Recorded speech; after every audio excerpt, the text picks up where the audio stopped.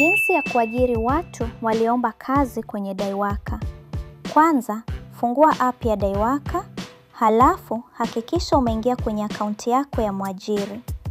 Baada ya kuposti kazi, utapokea taarifa pale watu wanapoanza kuomba kazi yako. Hii inakujulisha kuwa kuna waombaji wapya. Nenda kwenye sehemu ya jobs, hapa utaona kazi zote ulizoweka. Chagua kazi unayotaka kusimamia.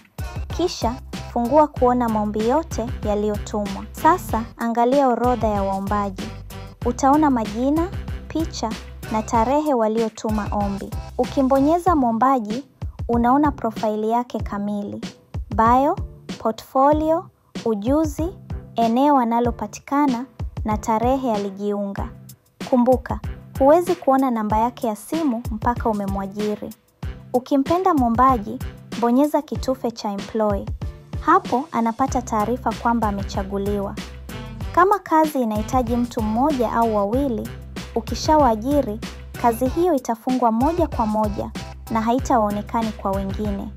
Lakini unaweza kuiwasha tena kama mmoja waliopatikana atasema hawezi kuja. Baada ya kumwajiri, nenda kwenye sehemu ya hired.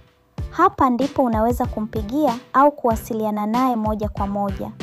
Ukitaka kumtumia maelekezo, tumia kitufe cha add note. Atapata ujumbe wako ndani ya app. Kazi ikikamilika, mwajiriwa ataconfirm kwanza. Kisha wewe una-approve na kutoa rating yako.